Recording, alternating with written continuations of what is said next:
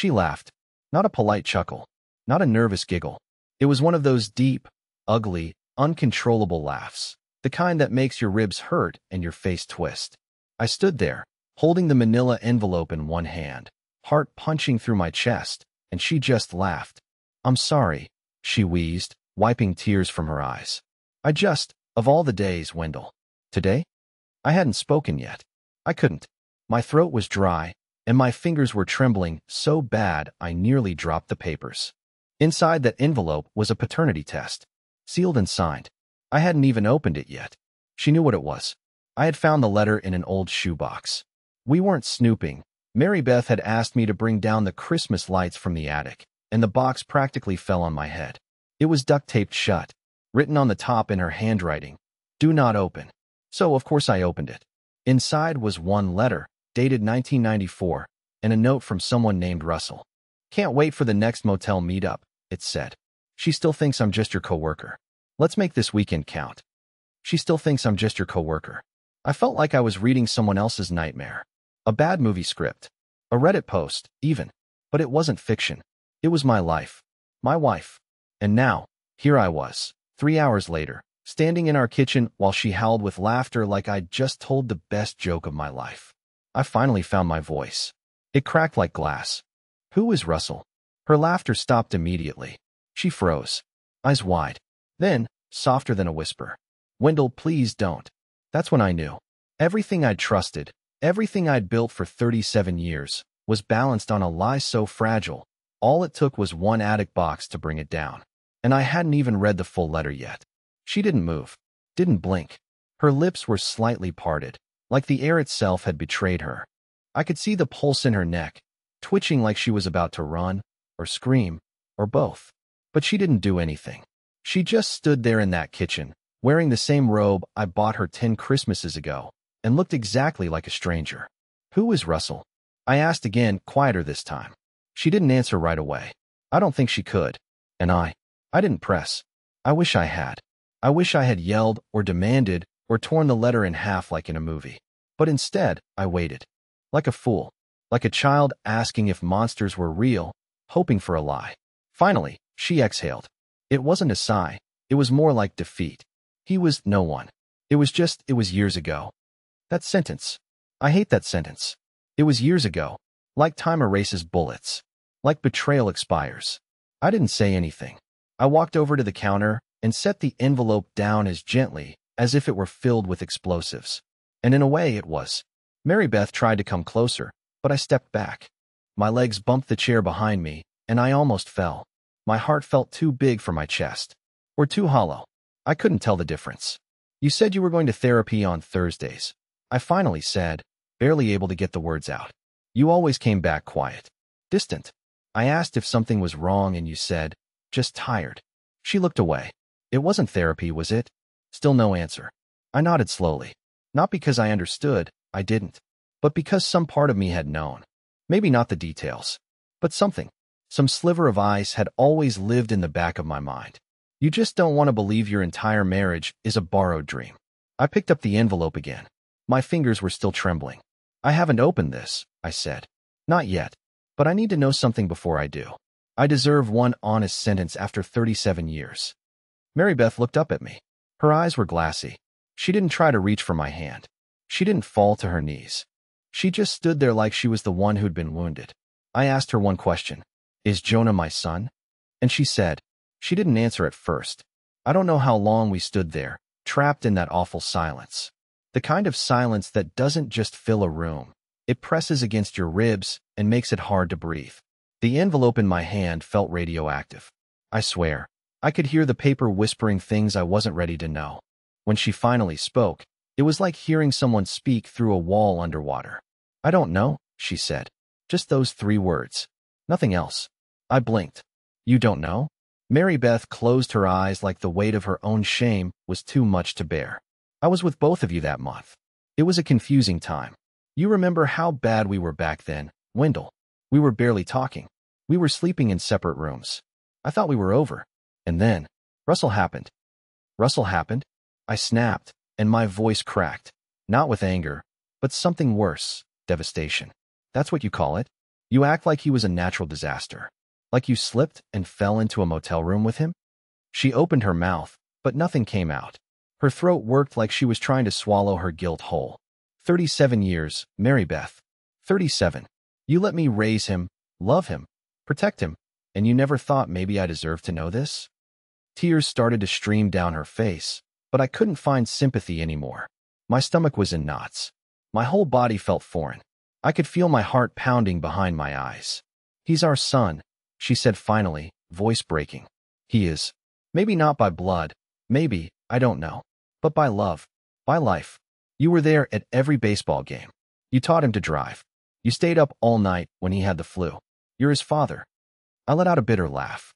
You don't get to define what I am. You don't get to burn the house down and then hand me a picture of it and say, look how pretty it used to be. I dropped the envelope on the counter. I couldn't hold it anymore. I felt like it was scorching my fingers.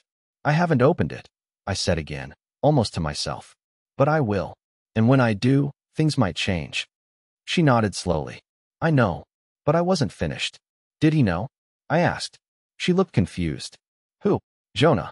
Did he ever know there was a possibility I wasn't his father? Mary Beth hesitated. Then, softly, he reached out to Russell. When he turned 21. I never told him to. I don't know how he found out. My legs gave out. I sat down slowly at the kitchen chair as everything inside me buckled. My son. My boy. My only son might have known and never said a word. I had no idea what was real anymore. The letter in the box. The motel. The therapy lie. And now Jonah, possibly hiding the truth from me for years. And still, one thought echoed louder than the rest. I haven't opened the envelope yet. But I was about to. My hands weren't working right.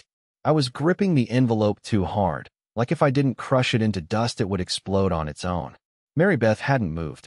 She just stood across the room like some ghost of a woman I used to know, arms limp at her sides, lips pressed shut, eyes red but dry. She'd run out of tears. I hadn't. I stared at the name on the label. Confidential results enclosed. There was a small red stamp from the lab. Her handwriting wasn't on this one. It had been mailed to our house almost a year ago. A year. And she'd hidden it. I didn't say anything as I slid my finger under the seal. A tiny tear. That was all it took. The moment the paper opened, something inside me split with it. 2 sheets. 1 cover letter. 1 summary page. I didn't read it in order. My eyes went straight to the center of the document. That one line in bold, the one they always show in movies. Probability of paternity, 0%. My breath caught. I blinked. Read it again. Same numbers. Same words. I wasn't his father. Not biologically. Not medically. Not scientifically. According to the cold, quiet world of DNA, I was just a man who happened to raise someone else's child, who loved him, fought for him, cried for him, paid for his braces, and stood up at every parent-teacher conference like he belonged to me. And he didn't. I didn't cry. I just felt hollow. Like someone had scooped out every organ inside me and replaced it with sand. Dry, heavy, suffocating. You knew, I said quietly, not even looking at her. All this time. You knew, didn't you? She didn't answer, and that was the answer. I stood up slowly. My knees cracked under the weight of 37 years. And Jonah? I asked. Did he see this? Did he know for sure? Mary Beth finally spoke, but her voice was small. I didn't want to tell him. But he found the test kit. I guess he ordered one himself. He came to me after, but I begged him not to tell you. I wasn't ready. I turned to face her. Not ready? To admit you destroyed everything I built? Everything I was. It wasn't just about Russell, she whispered. It wasn't just one mistake. The room went cold. I froze. What do you mean, it wasn't just one mistake? Mary Beth looked at me like I had no idea what story I'd walked into. And maybe I didn't. Maybe I had only scratched the surface of something much darker, much deeper, and far more cruel than I could have imagined. There's something else you don't know, she said. And then she sat down. What she told me next changed everything again. Mary Beth sat down across from me and folded her hands in her lap. She didn't look at me. She stared at the floor like she was bracing for an earthquake. But the ground had already opened under my feet. I was the one falling. I was the one sinking into a reality that felt less and less like mine. There were others, she said. Her voice barely rose above a whisper. Not just Russell. I swear something inside my ears popped. I blinked hard, like maybe I had misheard her. Like maybe my brain was just trying to make things worse than they were. But no, she didn't flinch. She didn't even seem embarrassed anymore. There was no guilt left, just exhaustion. I leaned against the counter behind me, both hands gripping the edge like it might keep me from collapsing. Others, I repeated, almost choking on the word. She nodded, still not looking at me. Not many. I don't even remember all the names. Some were coworkers. Some were, look, it was years ago, Wendell. Decades. I was angry. I was lonely. You were always working late, always exhausted, always too tired to talk. Now I was the problem. I had just learned I wasn't Jonah's biological father, that my wife had cheated on me repeatedly, that she'd lied to me for nearly 4 decades, and now she was blaming me? You could have left, I said through gritted teeth. You could have walked away. You could have told me you were unhappy. But instead, you smiled in my face and kissed me goodnight and spent God knows how many nights. She raised a hand. I know. Don't. Please don't list it. But I had to. My mind was racing. I was seeing everything differently. Every memory we shared was now tainted. Every photo, every inside joke, every long road trip with her hand resting gently on my knee. What was real?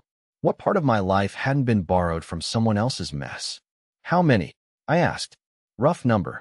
I want to know how many strangers you brought into our marriage. She paused. That pause was long enough to make me hate silence forever. Then she said, 7. I think it was 7. I covered my mouth with my hand. Not to keep from screaming, to keep from throwing up. 7. 7 betrayals. 7 versions of a wife I never knew. 7 ghosts in my home while I was folding laundry, mowing the lawn, washing dishes, clueless. You said it wasn't just meaningless. I whispered, echoing her own words from earlier. She nodded. It wasn't. Some of them were. Some. One lasted nearly a year, she said. His name was Brian. You met him once. He owned that antique bookstore I used to go to. He knew about you. He didn't care. I closed my eyes. I remembered Brian. He always shook my hand with both of his. Always smiled too long. Asked too many questions about our kids. About our vacations. I thought he was just one of those lonely, overly friendly types. Turns out he was sleeping with my wife. I can't do this, I said.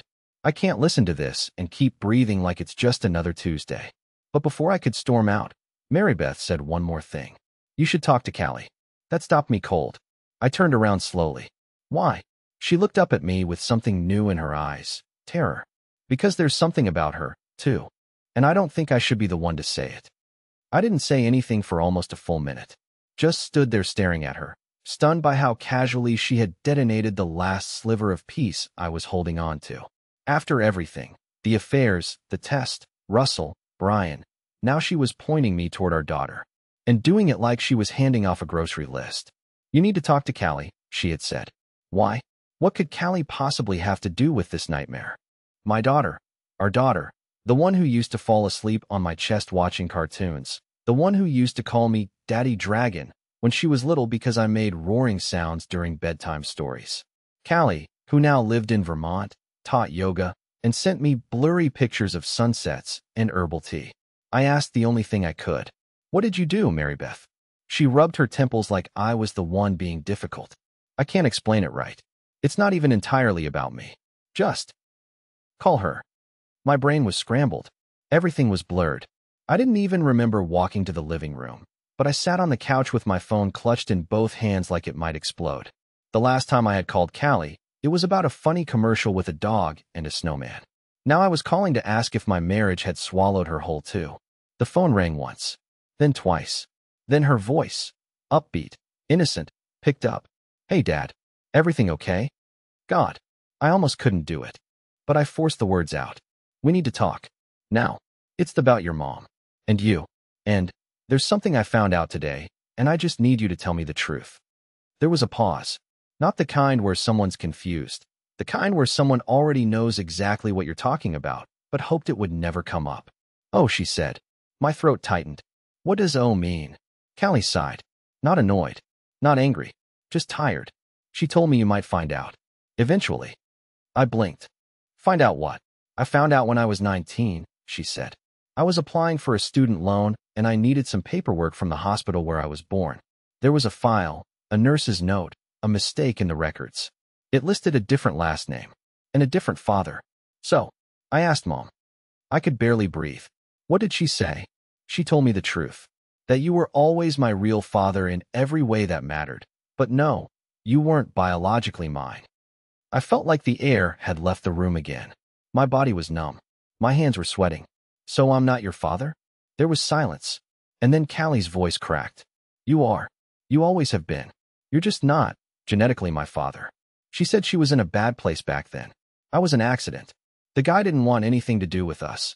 And she said you were the only man who ever truly showed up. I let the phone fall away from my ear. I wasn't the biological father of either of my children.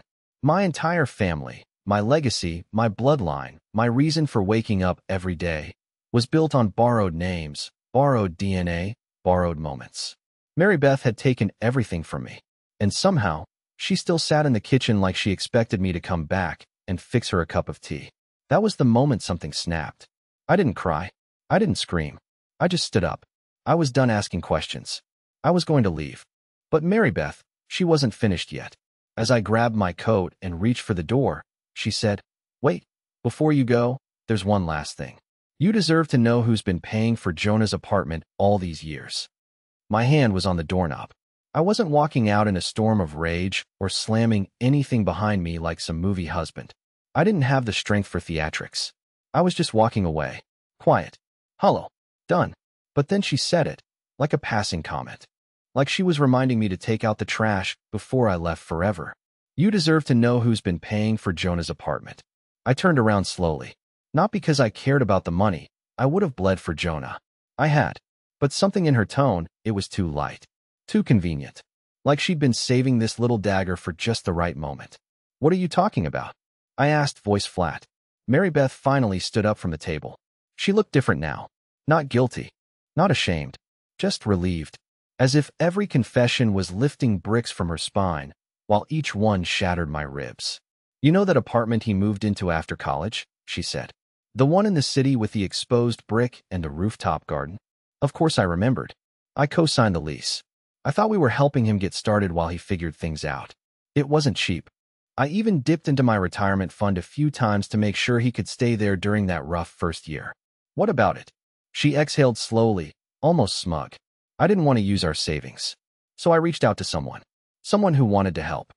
My stomach turned. Who? She hesitated for only a second. Russell. I swear, the silence that followed that name could have shattered glass. You what? I whispered. She nodded. He had money. I knew he would. He always said he'd be there if Jonah ever needed anything. So I called him, told him Jonah was struggling, and he agreed to cover the rent, anonymously. My jaw clenched so tight it hurt. So, my son's apartment was funded by your former lover. While I was draining my retirement. While I was taking overtime shifts in my 50s to make ends meet. He's Jonah's father, too, she said. And that broke something in me I didn't even know was still intact. I stepped back like I'd been slapped. Don't you ever say that to me again. She didn't flinch. I just thought you should know. Know what? I snapped. That you were still choosing him? That even after 37 years, you still let him into our life. Through the back door, in envelopes, through rent checks? I didn't wait for her answer. I walked to the garage and grabbed a duffel bag. I didn't even know what I was packing. Just whatever I could throw into it while my hands shook. Clothes, chargers, toothbrush, nothing that mattered. Nothing that would remind me of her. I checked into a roadside motel that night. The kind with flickering lights and no questions asked. I didn't sleep. I didn't eat. I just lay there staring at the ceiling while every memory of my marriage rewrote itself in real time. The woman I loved. The children I thought were mine. The life I thought I'd built. All of it had been rewritten. By her. And yet, part of me still hadn't asked the one question I was most afraid of. Because deep down, I already knew the answer. And that question was any of it ever real? I stayed at that cheap motel for 3 days. No calls. No emails. No answers. Just silence, cheap coffee, and a television I never turned on. I replayed everything in my head, from the letter in the attic to Mary Beth's face when she said others. From the DNA test to Russell. To the rent payments I didn't know weren't mine. I was drowning in betrayal. But something strange started happening after day 2. The numbness wore off, and what replaced it wasn't anger. It was clarity. I realized something while staring at that awful popcorn ceiling. I had been living in her shadow for almost 4 decades. Her moods, her secrets, her quiet, polished little lies. And I had let it happen because I thought that's what love was. Sacrificing everything until you had nothing left. But the truth is, love doesn't ask you to vanish. So I left the motel. Not to crawl back. Not to beg for explanations. I went to see Jonah. He opened the door like he'd been waiting for this moment since he was born. His eyes were red. His face was tight. And the second he saw me, he said, "I'm so sorry, Dad." Not Wendell. Not man who raised me. He said, "Dad." We sat on his couch for almost 3 hours. He told me he'd always suspected, but never knew how to ask. That he never called Russell Dad. Never wanted to. That he didn't care what the paper said. He knew who showed up for him. "I'm yours," he said. "In every way that counts." And just like that, I broke. Not in pain. In relief. Later that night, I called Callie. She cried the second she heard my voice. She said, "You're the only person who's ever made me feel like I belonged anywhere." She didn't care about DNA. She said being loved, well, was more important than being related by blood. I believed her. I started going to therapy the next week. I opened a separate account. I started walking again, not out of habit, but because I wanted to feel my own rhythm again. I filed for divorce a month later. It was quiet. Simple. She didn't fight it. Mary Beth asked to explain more things, but I said no. I'd already learned enough. Some people build houses out of lies, hoping no one notices the cracks. I'd lived in one for too long. Now I'm living in a small 2-bedroom rental on the edge of town. Nothing fancy, but the air is honest. The coffee tastes like mine. I see Jonah and Callie more often than I ever did before. We don't pretend. We talk. And yesterday, Callie handed me an envelope. Not a secret one, not hidden in a shoebox. Inside was a framed photo of me holding her as a baby. On the back, she had written, "You are my father. Always were. Always will be." That's when I knew. The truth can destroy a marriage. But sometimes, it sets a man free.